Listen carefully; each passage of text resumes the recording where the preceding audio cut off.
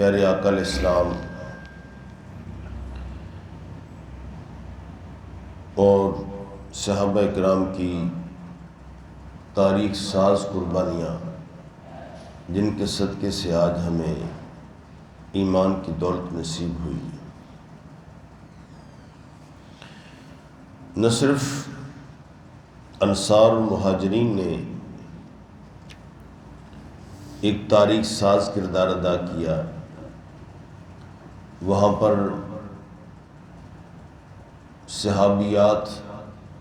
وہ بھی پیچھے نہ رہیں اور انہوں نے بھی حتی المقدور کوشش کر کے نرسنگ کا فریضہ سر انجام دیا۔ ان میں ام عمارہ رضی اللہ تعالیٰ عنہا وہ سر فہرست ہیں۔ جب لشکر اسلام میں افراتفری پھیل جاتی ہے، ابھی آغاز ہے، ایک ہی غزوہ ہوا ہے بدر کا، اور یہ دوسرا غزوہ تھا۔ اس میں اللہ تعالیٰ کی ذات نے مسلمانوں کو فتح عطا کی غزوہ بدر کے اندر، لیکن وہ جوش انتقام میں اپنے بڑے بڑے جبابرہ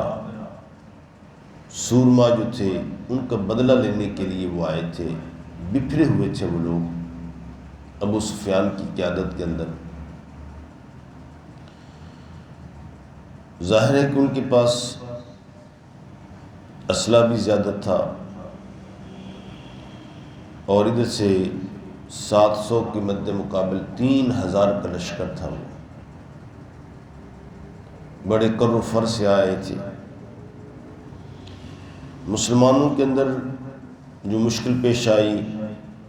اس درت کے اوپر جو تیر انداز متعین کیے تھے، وہ انہوں نے مال غنیمت کی تحصیل کے لیے اپنے اس درے کو چھوڑ دیا،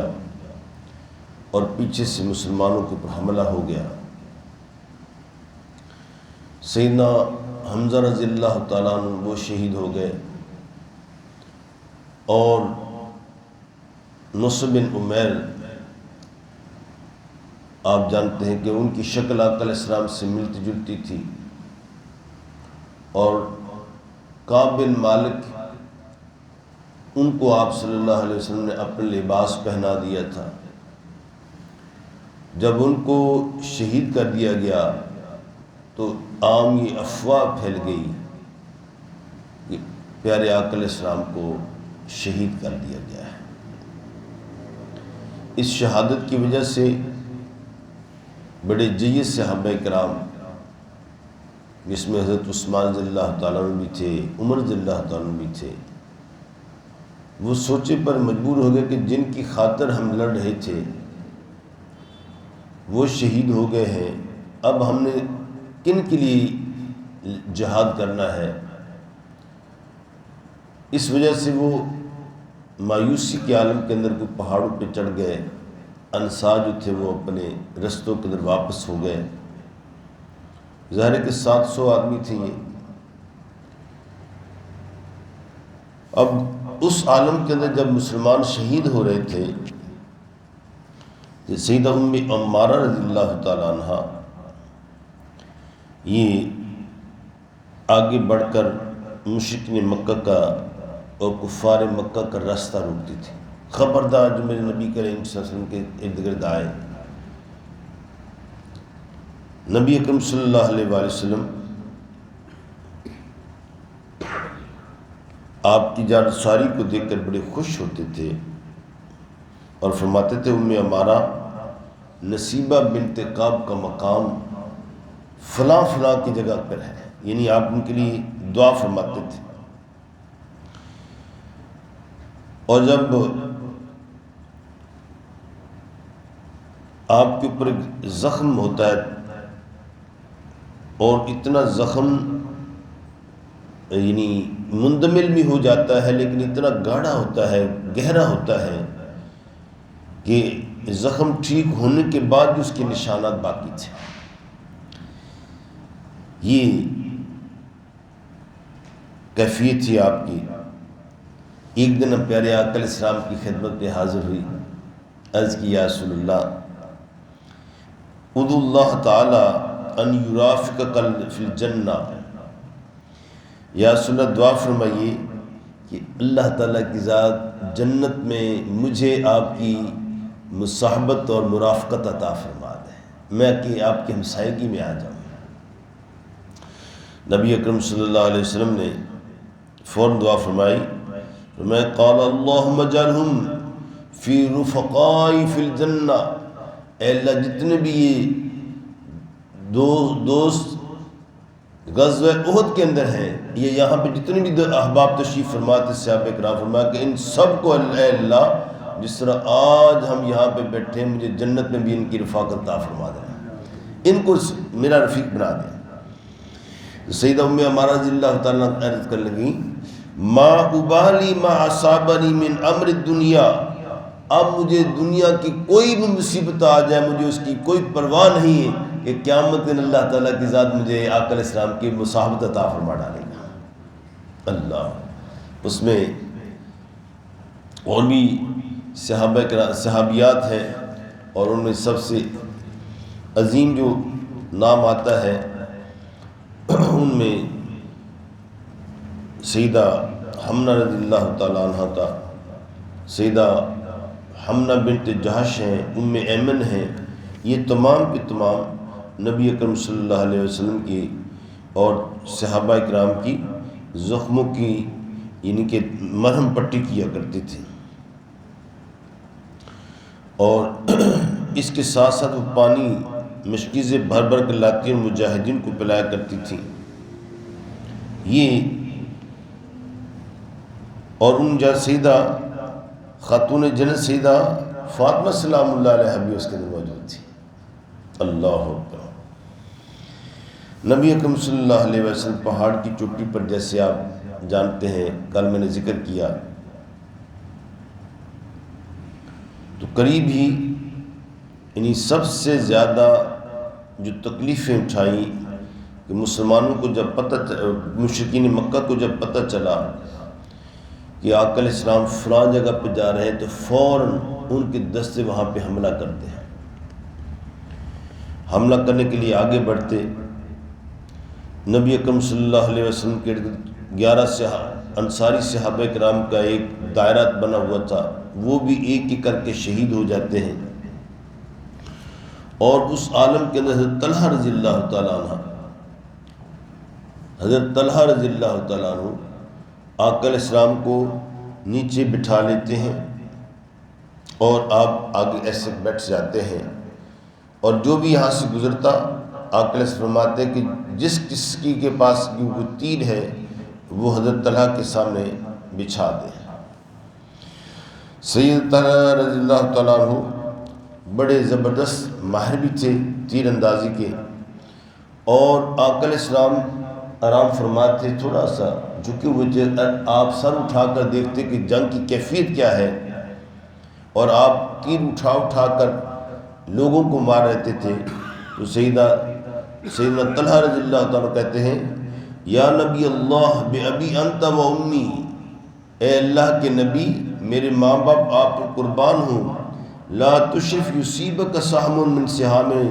قومی، آپ اپنا سر نہ اٹھائیں، کہیں کوئی تیر مجھ پر جو آ رہے ہیں وہ کہیں آپ کو نہ لگ جائے۔ فرمایا کہ نہری دون نہر کا، اور میری گردن اور میری یہ جان جو ہے آپ کی جان سے پہلے آپ پر قربان ہونا چاہتی ہے۔ اس کے باوجود اللہ تعالیٰ کی ذات نے ایک بڑی کیفیت دیکھیں آپ، کہ غزوہ بدر تھا، وہاں پہ بھی اللہ تعالیٰ کی ذات نے آقا علیہ السلام پر بارش کی صورت میں اور نیند کی شکل میں آپ پر رحمتوں کو نازل فرما دیا۔ بارش ہوئی، مشرکین مکہ ہیں سامنے کھڑے ہوئے ہیں، 1000 کی تعداد میں ہیں، اور اس بند مقابلہ آپ 300 تھے، 313 کی تعداد میں۔ اب ان کے سارے لشکر کو دیکھ کر، اور وہ ابو جہل کی قیادت میں تھے، اللہ تعالیٰ کی ذات نے بارش کو نازل کیا. مسلمانوں نے جو ایک ہفتے کے تھکے ہوئے تھے، پسینے سے شرابور تھے، اللہ تعالیٰ کی ذات نے ان کو آسمانی رحمت کے پانی سے ان کی جسموں کے تعفن کو دور کر دیا. خوب نہائے دھوئے، میل کچیل دور ہو گئی اور اسی جگہ پہ وہ سو گئے. دشمن سامنے کھڑا ہوا ہے، رات کا وقت، سو جاتا ہے. اللہ تعالیٰ کی ذات نے قرآن عزیز فرمایا کہ اے میرے صحابہ کرام، اے میرے محبوب، اللہ تعالیٰ کی ذات نے کمال حکمت کے ساتھ تم پر ایک سکینہ نازل فرما دیا اور تمہاری اس نیند کی برکت سے تمہاری ساری کی تھکاوٹ دور ہو گئی تھی اور دشمن کا خوف ہم نے دور کر دیا. یہاں پہ بھی عین غزوہ احد کے اندر اللہ تعالیٰ کی ذات فرماتا ہے ثم انزل علیکم من بعد الغم آمنۃ نعاسا یغشی طائفۃ منکم، کہ اس کے باوجود کہ تم پر غم اور اندو تھا، من بعد الغم، غم کے بعد ہم نے راحت کو نازل کر دیا اور تم پر غنودگی چھائی ہوئی تھی. یعنی اس عالم کے اندر بھی کچھ صحابہ کرام حملہ کر کے آتے، واپس آتے تو کہتے کہ ہم پر ایک غنودگی چھا جاتی. اور آپ جانتے ہیں کہ جب بندہ مومن کو کوئی غنودگی آتی ہے یا کوئی تھوڑی سی اونگ آ جاتی ہے، اس کے بعد وہ فریش ہو جاتا ہے، فریش ہو جاتا ہے. یہ اللہ تعالیٰ کی ذات نے یہ نعمت بھی عطا فرمائی. حضرت انس بن نضر رضی اللہ تعالیٰ عنہ فرماتے ہیں کہ حضرت انس رضی اللہ تعالیٰ عنہ کے چچا تھے سالت، حضرت انس کے، ان کا نام بھی انس تھا. انس بن نضر کہتے ہیں کہ میں جب غزوہ احد کے اندر بغدر مچ گئی تو میں اللہ تعالیٰ کی بارگاہ میں عرض کی اللہم انی اعتذر الیک مما صنع ہؤلاء، اے اللہ جس طرح ان صحابہ کرام نے اپنے نبی کے ساتھ جو کچھ کیا ہے یا جو کچھ ان سے سرزد ہو گیا ہے، اے اللہ میں اس سے تیری بارگاہ میں پناہ مانگتا ہوں، انتظار کرتا ہوں، اور جو کچھ مشرکین مکہ نے کیا ہے اس سے میں اللہ تعالیٰ کا اظہار کرتا ہوں. میں کہ جب میں گزر رہا تھا واپسی پہ تو دیکھا کہ انصار اور مہاجر بیٹھے ہوئے ہیں، بڑے مایوسی کے عالم کے اندر تلواریں ہاتھ میں ہیں. پوچھا تمہیں کیا ہو گیا ہے؟ تو وہ کہنے لگے کہ بے بسی کے عالم کے اندر روتے ہوئے کہا کہ آقا علیہ السلام تو شہید ہو چکے ہیں، اب ہم کیا کریں گے؟ ہم ان جن کی خاطر ہم یہاں پہ لڑ رہے تھے اب ہم کس کے لیے لڑیں گے؟ کون سے دین کو غالب کریں گے ہم؟ تو میں نے کہا کہ ما تصنعون بالحیات بعدہ، اے لوگو اس دنیا کے بعد، اس زندگی کے بعد، یعنی اتنا عالم گزرنے کے بعد اس دنیا میں اب تم کیا کرنا چاہتے ہو کہ حضور صلی اللہ علیہ وسلم تو زندہ نہیں رہے، تم کیا کرو گے؟ فرمایا کہ تم ان کا پھر ہم کیا کریں؟ میں قوموا وموتوا علی ما مات علیہ رسول اللہ صلی اللہ علیہ وسلم، اے میرے انصار اور میرے مہاجر بھائی، تم بھی کھڑے ہو جاؤ جس دین کے اوپر میرے آقا علیہ السلام نے شہادت نوش فرمائی ہے، تم بھی جا کر اسی دین کی خاطر اپنے آپ کو وقف کر دو اور شہادت کا جام پی لو وہاں پہ جا کر، تاکہ آقا علیہ السلام کی سنت ادا ہو جائے. تب اس صحابہ کرام پھر آگے بڑھتے ہیں